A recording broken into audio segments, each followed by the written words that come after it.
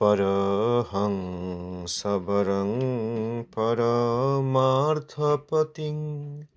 पतितोद्धरणीकृतवेषजतिं जतिराजगणैः परिसेव्यपदं प्रणमामि सदा प्रभुपादपदम् प्रणमामि सदा प्रभुपादपदम्। पतित पावन जगद्गुरु श्री चैतन्य मठाचार्य शिश्ल प्रभुपाद अनुकंपित ओम विष्णुपाद शिष्मद भक्ति कुसुम श्रवण गोस्वामी महाराज जी की जय। सपार शिश्ल प्रभुपाद जी की जय। प्रभुपाद अष्टोत्तर शत शिश्ल भक्ति सिद्धांत सरस्वती गोस्वामी ठाकुर जी की जय। अवधूत कुलोचूड़ामणि श्रील गौर किशोर दास जी महाराज जी की जय। श्री सच्चिदानंद भक्त ठाकुर महाशय की जय। श्री रूपानुग आचार्य वर्ग की जय। भजनानंदी समागत भक्तवृंद की जय।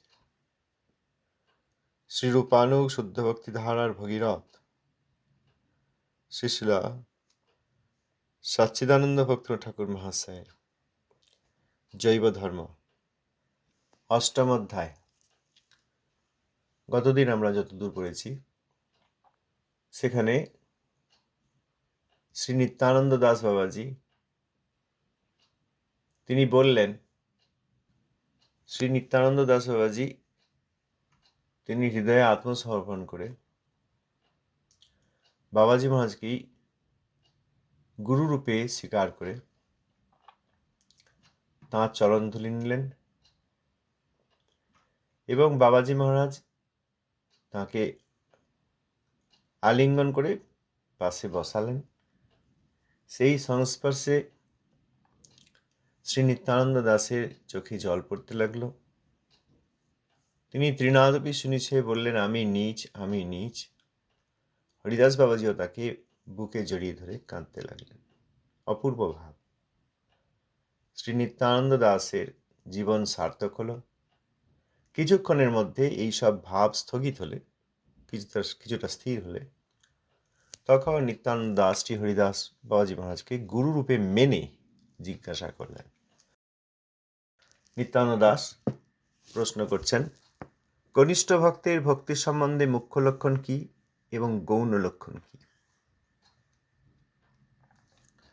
হরিদাস বাবাজি মহারাজ, ভগবানের নিত্যস্বরূপে বিশ্বাস ও অর্চামূর্তিতে পূজা, এই দুইটি কনিষ্ঠ বৈষ্ণবের মুখ্য লক্ষণ। তাহার শ্রবণ কীর্তন স্মরণ ও বন্দনাদি যত প্রকার অনুষ্ঠান সে সকল গৌণ লক্ষণ। কি লক্ষণ দিয়ে বোঝা যাবে কনিষ্ঠ বৈষ্ণব কে? কি লক্ষণে বোঝা যাবে?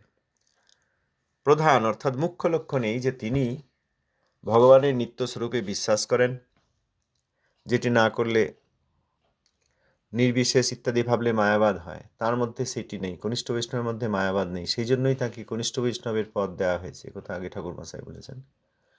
ভগবানের যে নিত্য স্বরূপ আছে এতে বিশ্বাস করেন এবং অর্চা মূর্তিতে পূজা করেন শ্রদ্ধায়, এইটা মুখ্য লক্ষণ। এইটা দেখলে বোঝা যাবে যে হ্যাঁ তিনি কনিষ্ঠ। আর গৌণ লক্ষণ কি? শ্রবণ কীর্তন করবেন, শ্রবণ কীর্তন স্মরণ বন্দন ইত্যাদি যত প্রকার অনুষ্ঠান, এগুলি গৌণ লক্ষণ। নিত্যানন্দ দাস, নিত্যস্বরূপে বিশ্বাস না থাকিলে বৈষ্ণব হয় না এবং শ্রীমূর্তি পূজার বিধি আশ্রয় ব্যতীত বৈষ্ণব হয় না। অতএব ওই দুইটি যে মুখ্য লক্ষণ তাহা উত্তম রূপে বুঝিতে পারিলাম। গৌণ লক্ষণ কি রূপে হইল বুঝিতে পারি নাই। ভগবানের নিত্যস্বরূপে বিশ্বাস করবেন এবং শ্রদ্ধায় শ্রীমূর্তির অর্চন করবেন, তবেই তো বৈষ্ণব, এ তো বুঝতে পারলাম। কারণ তা না করলে তো কনিষ্ঠাধিকারীও হবেন না। কিন্তু শ্রবণ কীর্তন ইত্যাদি এগুলো যে গৌণ লক্ষণ, এটা কি করে? তখন হরিদাস বাবাজি উত্তর দিচ্ছেন, কনিষ্ঠ বৈষ্ণবের শুদ্ধ ভক্তির স্বরূপবোধ হয় নাই। শ্রবণ কীর্তন আদি শুদ্ধ ভক্তির অঙ্গ। স্বরূপ জ্ঞানাভাবে ক্রিয়া সকল মুখ্য ধর্ম প্রাপ্ত হয় না, সুতরাং গৌণ রূপে প্রকাশ পায়। বিশেষত সত্য রজ তম এই তিনটি প্রকৃতির গুণ, তাহার আশ্রয়ে ওই সকল অনুষ্ঠান হইতে থাকে। অতএব গুণপ্রসূত অর্থাৎ গৌণ। নির্গুণ রূপে শ্রবণ কীর্তন আদি হইলে উহারা ভক্তির অঙ্গ হয়। যে সময়ে ওই সকল নির্গুণ হয় তখনই মধ্যমা অধিকার উপস্থিত হয়। কনিষ্ঠাধিকারী যে শ্রবণ কীর্তনাদি করেন, ভগবানের কথা হচ্ছে শুনি বা ভগবানের কথা পড়ি বা কীর্তন করি, এগুলি গৌণ লক্ষণ, কারণ গুণের সঙ্গে মিশ্রিত। এই জগতের যে সত্য রজ তম তিনটি গুণ আছে তার সঙ্গে মিশিয়ে রয়েছে, সেই জন্য গৌণ বলা হয়েছে। কারণ স্বরূপ জ্ঞানের অভাব আছে, স্বরূপ জ্ঞান নেই তার। শুদ্ধ ভক্তির স্বরূপবোধ এখনো হয় নাই কনিষ্ঠ ভক্তের। অতএব এই হরিকথা শোনা, হরিকথা কীর্তনাদি করা, এইগুলি সব সত্য রজ তম এই তিনটি প্রকৃতির গুণ আশ্রয় করে এইগুলি হতে থাকে। অতএব এইগুলি গৌণ। যখন প্রাকৃত সত্য, প্রাকৃত রজ, প্রাকৃত তম এই গুণের আশ্রয় হবে না, যখন এইগুলি থেকে নির্গুণ হবে, অর্থাৎ শুদ্ধ সত্ত্বে অবস্থিত হয়ে করবেন, তখন তিনি মধ্যম অধিকারী বৈষ্ণব হবেন। আমরা যে শ্রবণ কীর্তন করি ভগবানের কথা, যেখানে প্রকৃতই শুদ্ধ হরিকথা হচ্ছে, সেখানে আমরা যে শ্রবণ কীর্তন করি, আমরা এই সত্যরজ তম এই গুণের অধীনে করি, এই গুণের আশ্রয় করি। এই জন্য কনিষ্ঠাধিকার যারা করেন, এই জন্য কনিষ্ঠাধিকার। যখন এই প্রাকৃত রজতমের তো কথাই নেই, প্রাকৃত সত্যকেও পরিত্যাগ করবেন এবং শুদ্ধ সত্ত্বে, বৈকুণ্ঠ সত্ত্বে অবস্থিত হয়ে শ্রবণ কীর্তন করবেন, তখন এইগুলি মুখ্য লক্ষণ হবে। তখন আর গুণের সঙ্গে যুক্ত থাকবে না, নির্গুণ হয়ে করবে না। তো নির্গুণ মানে প্রাকৃত গুণ বর্জিত হয়ে। অপ্রাকৃত শুদ্ধ সত্য সেই গুণে যখন অবস্থিত হবেন, তখন নির্গুণ অর্থাৎ প্রাকৃত গুণ থাকবে না। এই জন্য নির্গুণ বলেছেন। অনেকে আবার নির্গুণ বলে মনে করেন কোনো গুণই নেই, তা নয়। নির্গুণ মানে প্রাকৃত গুণ নেই। তখন তিনি মধ্যম বৈষ্ণব হবেন। তখন এইগুলি আবার মুখ্য লক্ষণ হবে। তাঁদের শ্রবণ কীর্তন আলাদা, মধ্যম বৈষ্ণবের শ্রবণ কীর্তন আলাদা, আর কনিষ্ঠ বৈষ্ণবের শ্রবণ কীর্তন আলাদা। হরিকথা শুনছেন, কোনো শুদ্ধ ভক্ত হরিকথা বলছেন, কীর্তন করছেন, গ্রন্থাদি পড়ছেন, সেখানে কনিষ্ঠাধিকারী বৈষ্ণব শুনতে পারেন, কনিষ্ঠাধিকারী শুনতে পারেন, আবার মধ্যমাধিকারীও সেখানে উপস্থিত থাকতে পারেন। দুইজনের শ্রবণ দুই রকম। যারা কনিষ্ঠে আছেন তাদের এই গুণের সঙ্গে শোনা, এই প্রাকৃত সত্যরজতম এই ধারণার সঙ্গে শোনা, কারণ স্বরূপ জ্ঞান হয়নি। ভক্তির যে স্বরূপ জ্ঞান, শুদ্ধ সত্য ভক্তি, সে জ্ঞান হয়নি। আর সেই সভাতেই যারা মধ্যম বৈষ্ণব শুনছেন, তারা শুদ্ধ সত্ত্বে অবস্থিত হয়ে শুনছেন, অপ্রাকৃত জেনে শুনছেন। এই জন্য আমরা এখানে অনেক অসুবিধায় পড়ি। একই কথা শোনা হচ্ছে, কিন্তু আমরা কেউ কেউ আমাদের যেসব ইতিমধ্যেই মতগুলি রয়েছে, কেউ কেউ আমরা সেইগুলিকে যাচাই করে নিচ্ছি, আবার কেউ কেউ এইগুলির সমর্থন আদায় করে নেওয়ার চেষ্টা করছি। ঠিক কিনা, আমার যে ধারণা আছে সেগুলি ঠিক কিনা, আবার আমার ধারণা যা আছে সেগুলি আমি ছাড়ব না, এই ধারণা নিয়ে আমরা শুনছি। তাতে তথাকথিত ভক্তি, ভক্ত, পরম্পরা, ভগবান, আচার্য, শ্রবণ কীর্তন, এইসব বিষয়েরও আমাদের যে ধারণা আছে, এইসব বিষয়েরও যে ধারণা আমাদের মধ্যে আছে, সেইগুলিকে ছেড়ে দিতে আমরা রাজি নই। সেইগুলিরই কি করে যাচাই করা যায়, তবুও ভালো, যেটা ঠিক কিনা আমরা ঠিক বুঝে নিই, ঠিক কিনা সেটা বুঝে নিই, সেই অনুসারে আমরা ধীরে ধীরে এইগুলি গ্রহণ করব বা পরিত্যাগ করব, আরও পুষ্ট করব বা পরিত্যাগ করব। যাচাই করে নিতে চান কেউ কেউ,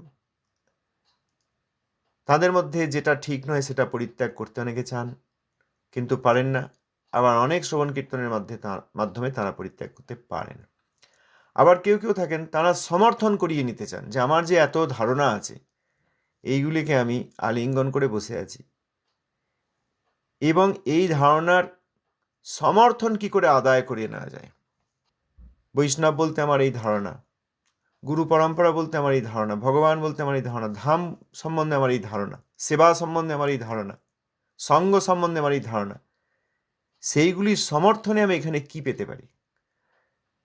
এইসব গ্রন্থ থেকে আমরা আমাদের ধারণার সমর্থনে যা পাই সেইগুলি নিই, আর যেইগুলি আমাদের ধারণার সমর্থন করে না সেইগুলোকে আমরা ফিল্টার আউট করি, বাদ দিয়ে দিই।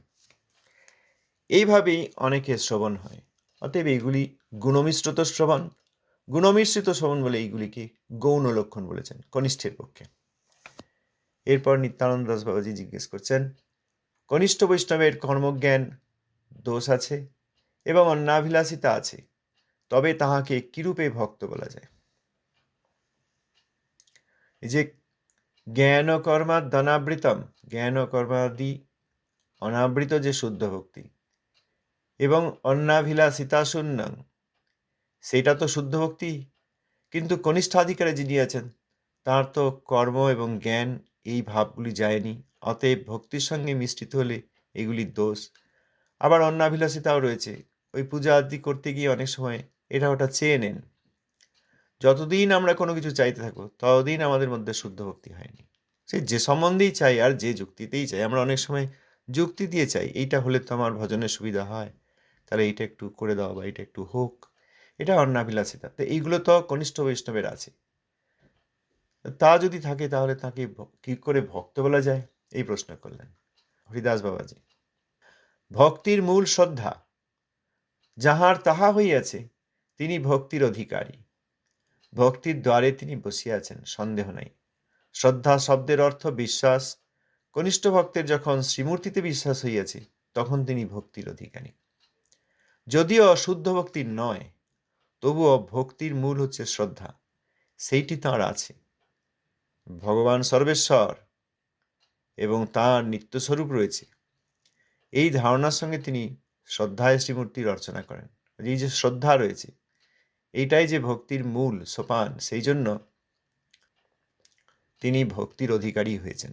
বিশেষ করে তার মধ্যে মায়াবাদ দোষ নাই। মায়াবাদ দোষ থাকলে সবই আবার কনিষ্ঠ হলেন না। তো যেহেতু তার সেই ভক্তির মূল যে শ্রদ্ধা সেইটি হয়েছে, এই জন্য তিনি ভক্তির অধিকারী হয়েছেন। এই জন্য ভক্তির দ্বার দেশে বসে আছেন, দরজায় বসে থাকেন, ভিতরে আসেন নেই।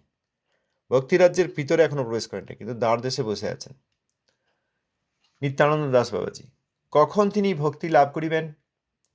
হরিদাস বাবাজি মহারাজ যখন তাহার কর্ম জ্ঞান কষায় পরিপাক পাইবে এবং অনন্য ভক্তি ব্যতীত আর কিছুই অভিলাষ করিবেন না, এবং অতিথি সেবা হইতে ভক্ত সেবা পৃথক জানিয়া ভক্তির আনুকূল্য স্বরূপা ভক্ত সেবায় স্পৃহা জন্মিবে, তখনই তিনি শুদ্ধ ভক্ত ও মধ্যমাধিকারী হইবেন।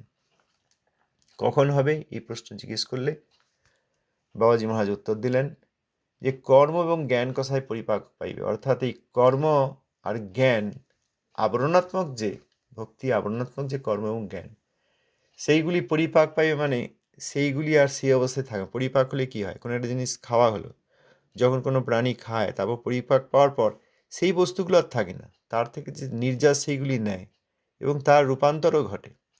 পরিপাক পাইবে অর্থাৎ এখানে সেইগুলি চলে যাবে, সেইগুলি আলাদা হয়ে যাবে, সেইগুলি আর ভক্তিকে আবরণ করবে না।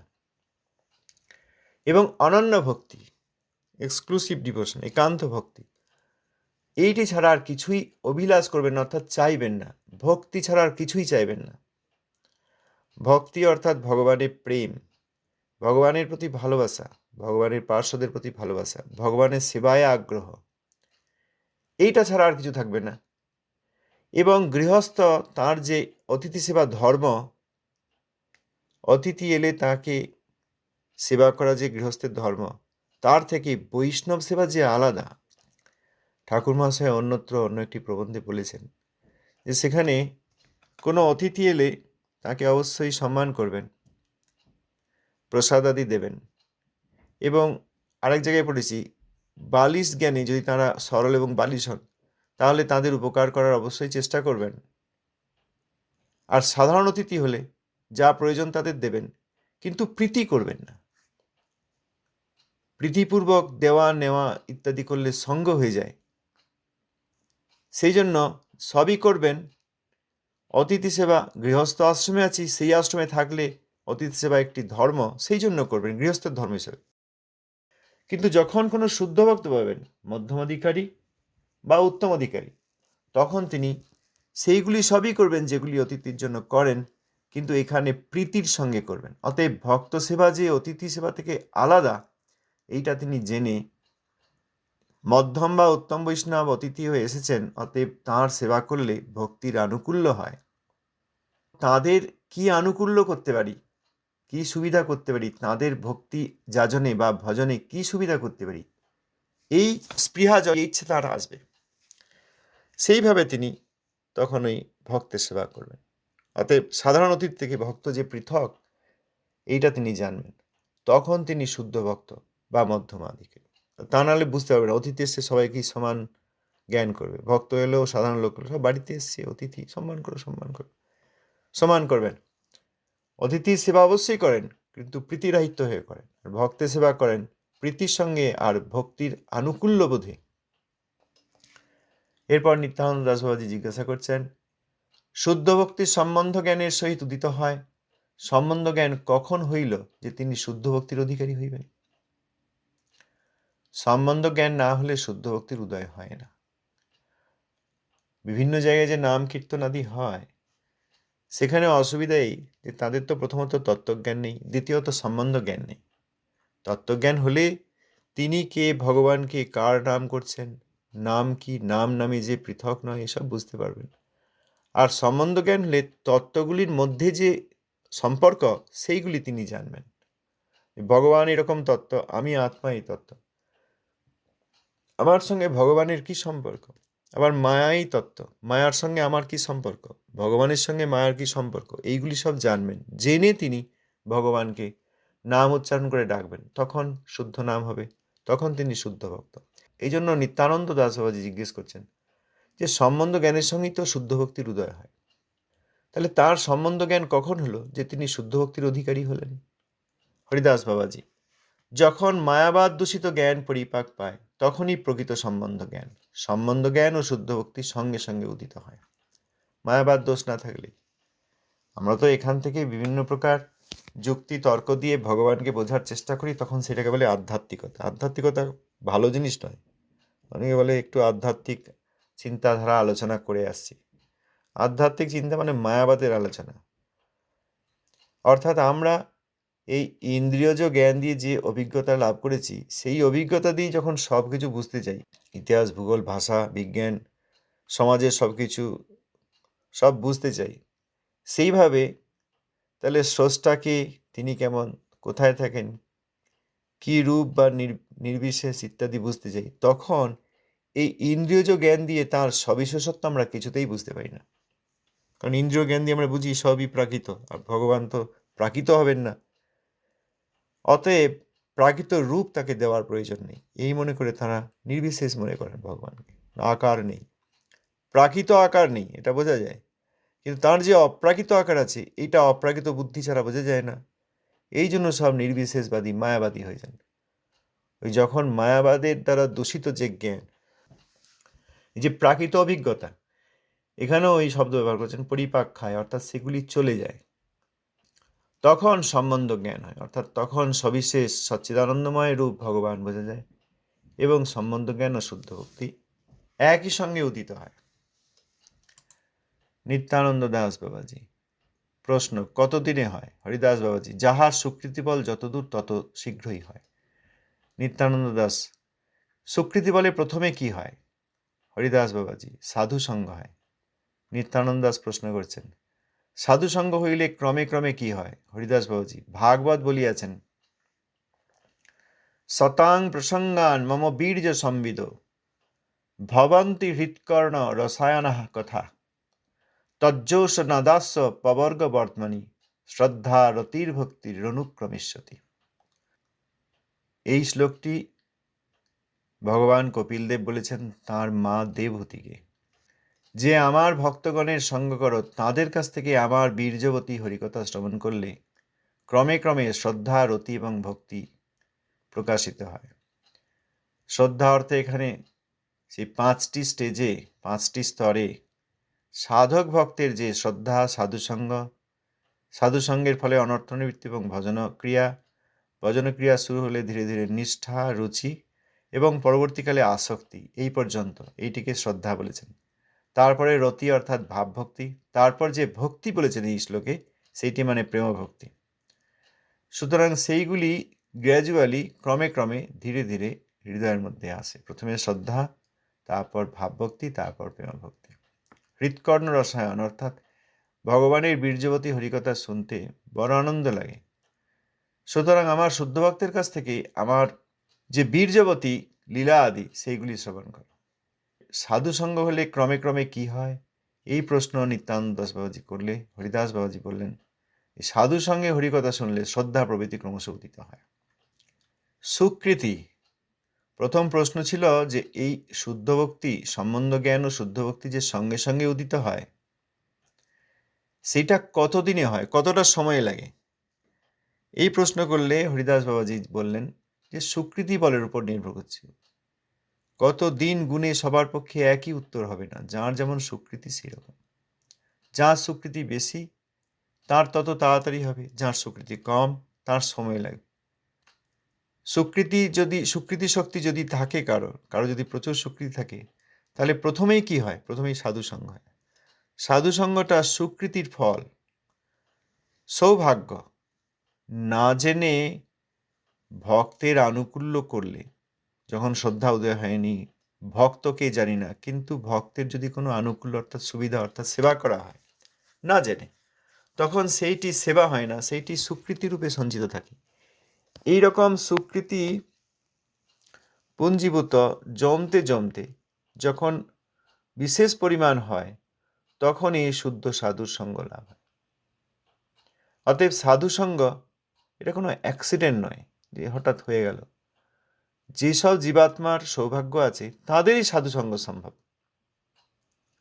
আরও অনেকে সাধুর কাছে এলেও সাধু সঙ্গে তাদের স্পৃহা জন্মাবে, প্রকৃত সাধু চিনতে পারবেন না, প্রকৃত সাধু হলেও তার সঙ্গে কোনো আগ্রহ থাকবে না। আবার সাধুসঙ্গ হলে কি হয়? এই শ্রদ্ধা রতির ভক্তি রণুক্রমের স্মৃতি। অতএব এই যে সুকৃতির ফলে সাধুসঙ্গ ইত্যাদি, এইগুলি জোর করেও করা যায় না, যার সুকৃতি আছে তারই হবে। আবার প্রথম সাধুসঙ্গ তত্ত্ব না জেনে, সেইটি হওয়ার পর যে পরবর্তী সাধুসঙ্গ হবে তখন সেবা আদি করবেন, তখন প্রকৃত সাধুসঙ্গ হবে। অতএব শ্রদ্ধাও বলে দেওয়া যায় না যে আপনি এটা করবেন, আপনি এইখানে শ্রদ্ধা করুন, অসম্ভব। কি করে হবে? এইখানে শ্রদ্ধা করুন বললেই তো তিনি শুনবেন না। শ্রদ্ধা করার মতো তার সেই বিশেষ মূল সেই ভিত্তিটি তো থাকতে হবে। তবে শ্রবণ কীর্তনের মাধ্যমে, এই যে শ্রবণ কীর্তনটি সেবা, এটা ইনফরমেশন গ্যাদারিং নয়, শ্রবণ কীর্তন সেবা, এইটি যারা বুঝতে পারবেন এবং আগ্রহের সঙ্গে করবেন, আমরা যদি এটা বুঝতে পারি এবং আগ্রহের সঙ্গে করি, তখন আমাদের প্রকৃত শ্রবণ হবে এবং তার ফলে আমাদের মঙ্গল হবে। সময় হয়ে গেছে, আজ এই পর্যন্ত থাক। ধন্যবাদ, প্রণাম। এই বিষয়ে কেউ কিছু বলতে চাইলে অবশ্যই বলতে পারেন।